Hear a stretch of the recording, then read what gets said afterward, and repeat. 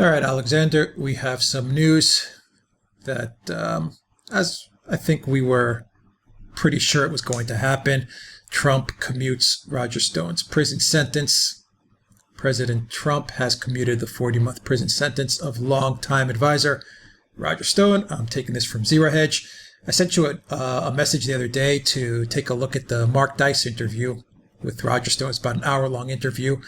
And Roger Stone seemed pretty relaxed during that interview and pretty confident that Trump was going to pardon him. Even though he was about to go to prison in like a week or so, he seemed pretty relaxed. And I was like, okay, maybe he knows something that we don't. And sure enough, the next day we get this news. Let me just read you two quick tweets, one from Trump and one from Pelosi, and you can dig into this story. And the tweet from Trump is, Roger Stone was targeted by an illegal witch hunt that never should have taken place. It is the other side that are criminals, including Biden and Obama, who spied on my campaign and got caught. And got caught is in all caps, by the way. And then Pelosi tweeted, President Trump's decision to commute the sentence of top campaign advisor Roger Stone, who could directly implicate him in criminal misconduct, is an act of staggering corruption. Okay, we expected this from Pelosi and the left. They're going crazy because Stone also, there's a tweet going around the internet of Roger Stone dancing after he heard the news, and he was dancing to Tone Loc's Wild Things, and that's going around the internet as well. So Stone obviously is happy, and he's rubbing it in to the Democrats as well, to the witch hunt. Democrats. So Alexander, what do you make of this news? Well, I think it's entirely the right decision. I mean, the cruelty of the comments of people like Pelosi never ceases to amaze me. I mean, Roger Stone is an old elderly man. He's not a danger to anyone. Do you really want to send a person like him to prison for 40 months? In other words, for the rest of his life? I mean, this is absolute lunacy. And I'm going to come in a moment to the charges that he faced and what he was convicted for and how utterly disproportionate his sentence was. But I just want to make one important point. It's very interesting to see what Donald Trump has done. Donald Trump commuted Roger Stone's sentence. So Stone is not going to go to prison. What Trump didn't do is he didn't pardon Stone. Now, that's not because he thinks Stone is guilty. He's made it very clear that he thinks this case should never have been brought at all. It is because he expects that Stone will win on appeal. And Trump is again doing the same thing that he did with Flynn. In other words, he is allowing the criminal process, the appeal process, to run its course in the expectation that Stone will have on appeal his entire conviction quashed, and that he will be vindicated. And as a result of him being vindicated, so will Trump be. It's the same strategy as was followed with Flynn. The difference between Flynn and Stone is that Stone was about to be sent to prison, and Donald Trump very correctly and very properly has acted immediately to stop it. Now, I want to talk about what Roger Stone has been convicted about. He has been convicted because back in 2016, he bragged about having stronger connections with WikiLeaks than he actually did. He just made up stories, and he went to Congress and he made up same stories, and he got into sort of arguments with one particular individual who was able to prove that this wasn't the case. And that person has come forward and he said at no point in time did he feel threatened by Stone or really pressured by Stone. This is the way Stone behaves. He's, everybody knows what he's like. Nobody on the receiving end of all of this took it seriously. None of Stone's lies were in any way important or defrauded anything or made any kind of confusion. The only reason why Stone was prosecuted at all was in order to give some color to this Russiagate conspiracy theory hoax, which frankly hasn't got any substance to it. And look at what Pelosi is doing. She's again playing the same game. She says that Stone has information which can implicate Trump, and that's why Trump has let Stone go free. What information? The two barely know each other. They've hardly met. It's been established. We've had investigation after investigation. Mueller, Horowitz, Duran now is coming along, all kinds of people. They've established that there was no collusion at all. And here we see Pelosi still dragging along, still pretending that there is something there, that there is some connection between Stone, some illegal connection, illicit connection between Stone and Trump, when we know for a fact that there is none. I mean, it's just, I mean, my jaw drops when I see this. And the amazing thing is, of course, the media in the United States and the social media to a great extent in the United States, instead of calling out Nancy Pelosi on that lie, because she knows the truth about this, I mean, she's deliberately and intentionally telling an untruth in that tweet. Well, they're all silent. They let it happen. They let it pass. I mean, I find that outrageous. I mean, I think it's the Speaker of the House of Representatives, a person who was telling us about how, how Catholic and religious she was, and how she prays for the president. You remember all that Uriah Heep stuff that was going on at the time of the impeachment? She comes along and she says something like this. I mean, what is happening to the United States when the Speaker of the House of Representatives can come along and tweet about the president in such a way, saying something which she must know isn't true? Pelosi's just pure evil. She doesn't pray to any god. Well, of course not. She may pray to the guy down there, but not to the guy up there. Anyway, Alexander, I mean, she's a nutcase. Pelosi, just a pure nutcase. Absolutely. I mean, it's deranged. Yeah, she's deranged. Yeah. Think how many times, by the way, one is told, in the media, on Twitter, about all kinds of people, about, Trump's lies, how often he tells lies, fake news, things of that kind. Here we have this Nancy Pelosi. I mean, Trump, by the way, I mean, I think that's wildly exaggerated about Trump, exaggerated to the point of being false about him also. But this is a completely calculated untruth that Pelosi is saying. It's just ridiculous. That's her whole political career, calculated untruths. Exactly. But there was also, during the Roger Stone case, there was also the four women. Is that what they're called? Four women? That's right. Four women anyway. The four women was actually tweeting about how much she hates Trump. Yes. And I don't know if she was also connecting that to Roger Stone in her tweets, but she was obviously biased. You can't have that. So it was already a flawed, a poisoned trial to begin with. Yes. Jack Posobiec, I believe he's with One American Network. Jack Posobiec, he's actually confirming what you're saying with your analysis. He said this in a tweet, just got off the phone with Roger Stone. This is 16 hours ago, just got off the phone with Roger Stone. He is a free man.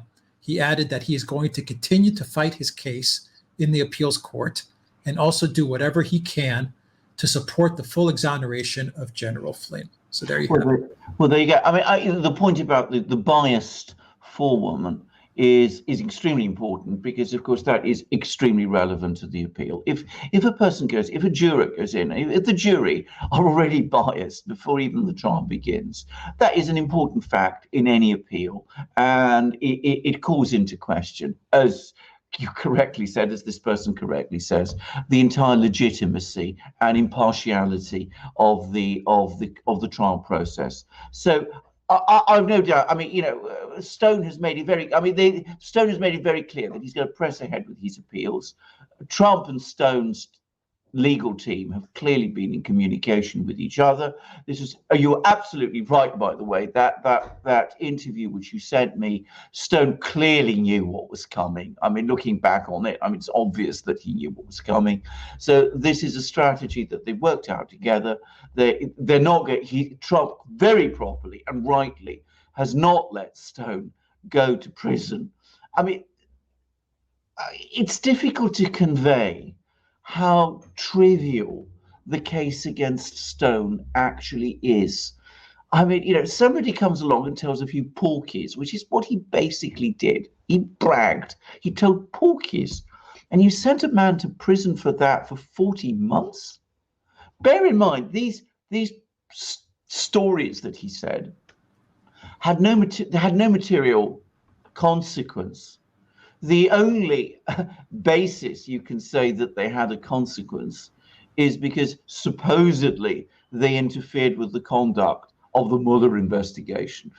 We know what the Mueller investigation was all about. That was weaving fictions, investigating a crime which never existed.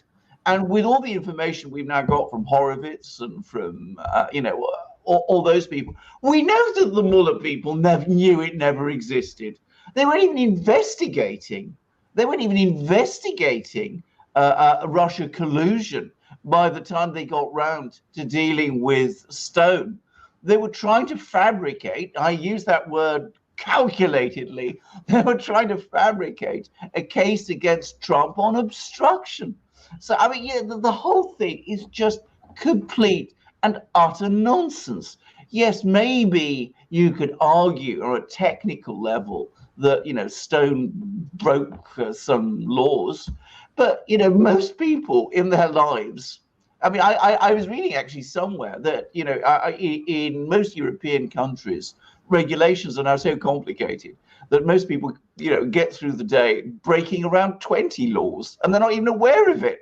So, I mean, you know, this was a trivial, frivolous case, oppressively conducted.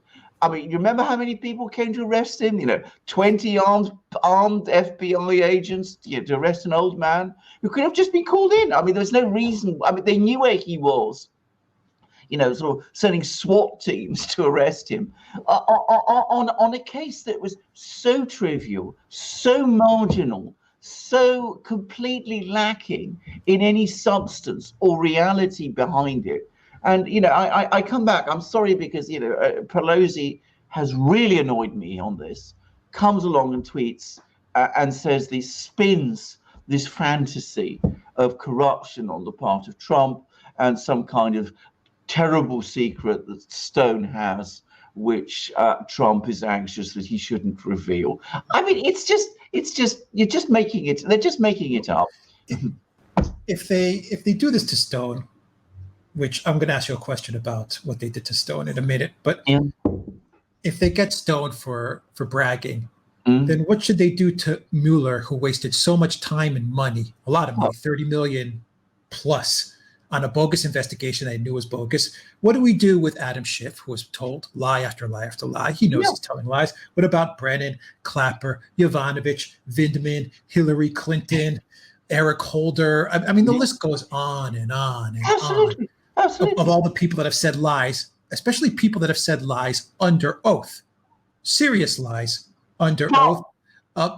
Joe Biden and Barack Obama, who actually went to sabotage a U.S. president, an elected U.S. president. What do we do about them? What do we do about Comey? So that's my first common question. But my second, the important question that I want to ask you in all of this is, you kind of hinted at it.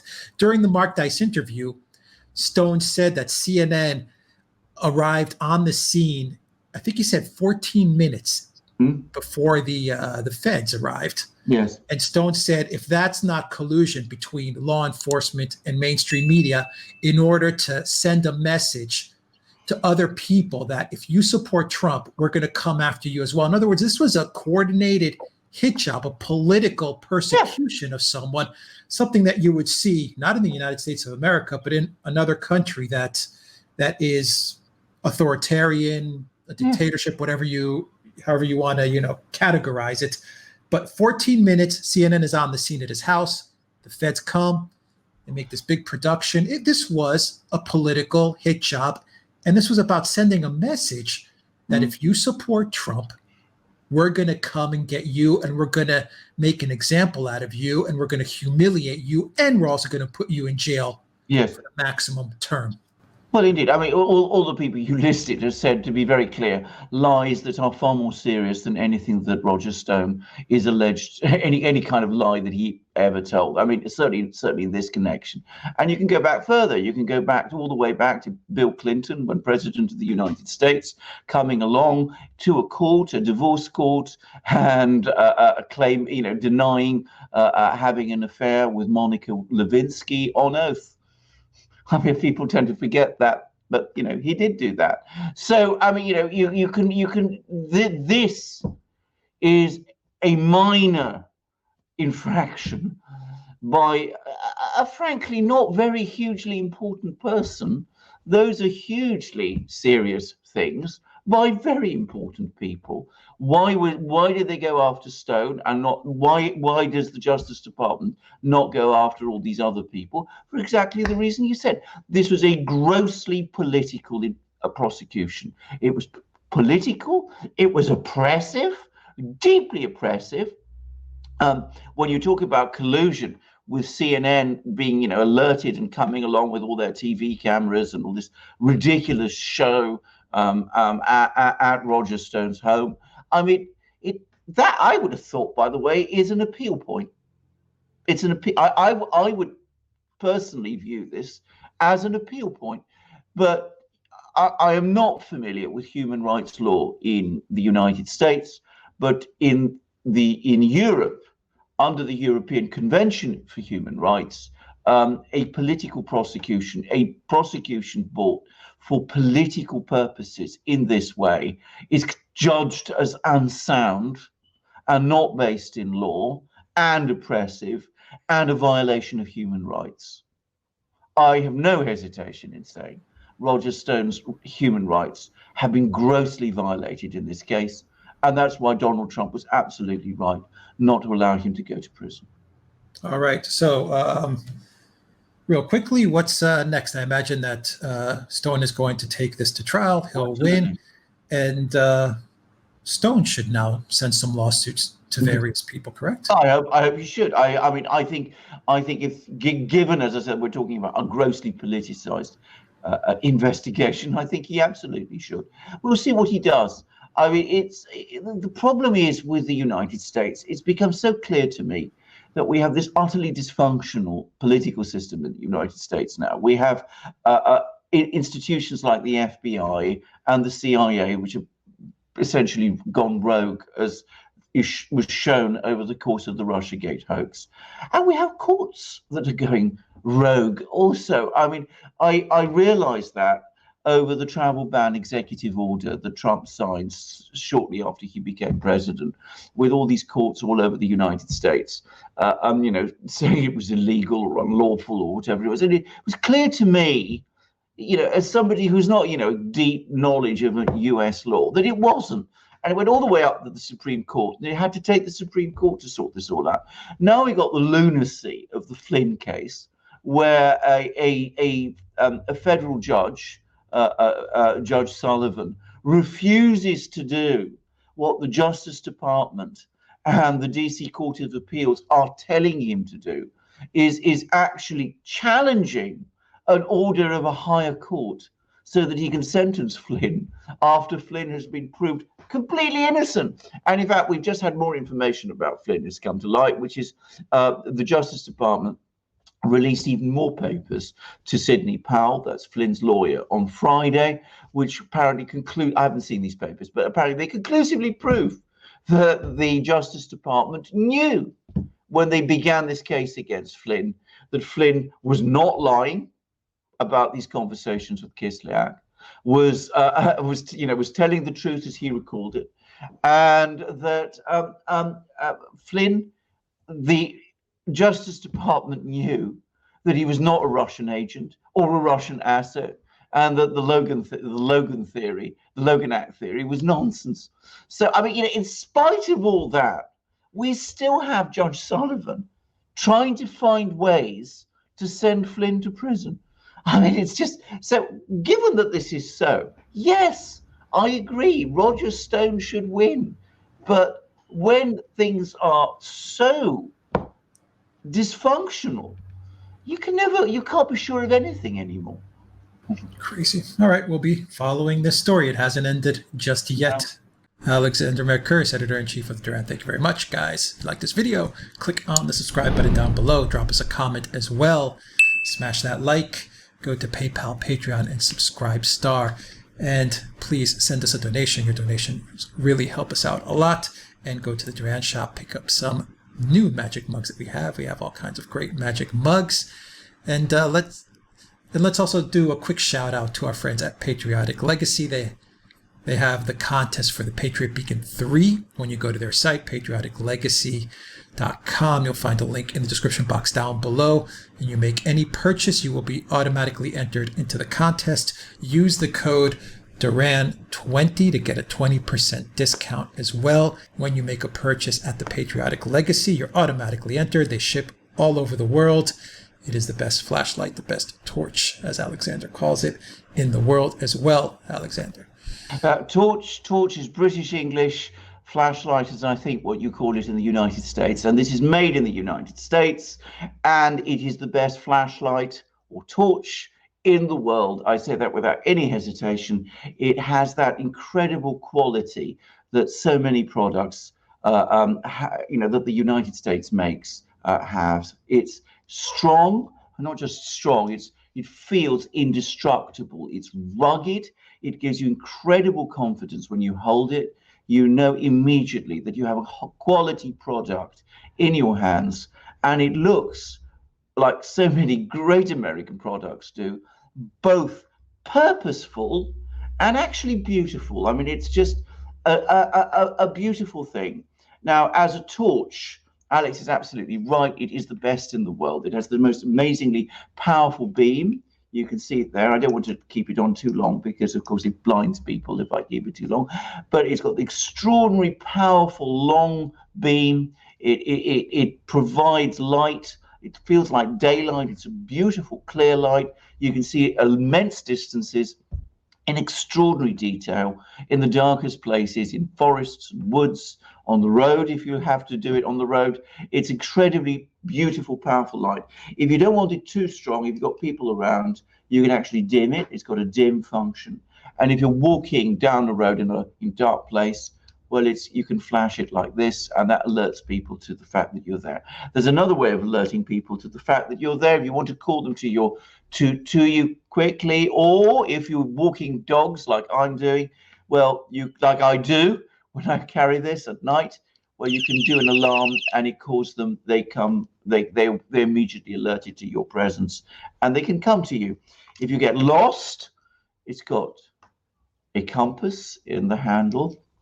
And of course, it's got another extraordinary quality, which is that it's solar powered. So you don't have to worry about batteries. You just keep it out in the light and it will recharge. It will always be there for you. And that's enormously useful, not just because if you're absent-minded like me and you forget to put batteries, well, you don't have to worry about that anymore because it's always there for you. But also, if you have other appliances that you need to recharge, you've got a port there. And you can just recharge your smartphone or your laptop or your tablet without any problem. So it's got all of those qualities. It's got something else, of course. It's also a tool. You can use it as a tool. It can act as a hammer, or, if you're in an accident or you find somebody else who's in an accident and you have to break a windscreen, well, you can do that.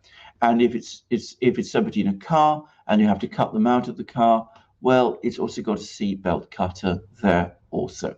Alex calls it the Swiss Army knife of flashlights. That's exactly what it is. It has everything you could possibly want from a flashlight. It is a beautiful, marvelous, rugged, strong thing. You can attach it to the side of your car because it's got a magnet there, but it's always in your reach and in your hands. And it's made by our friends at Patriotic Legacy, and it's the Patriot Beacon. And Alex, at the end of the program, will remind you how you can get one. You have to have one of these, the best flashlight in the world.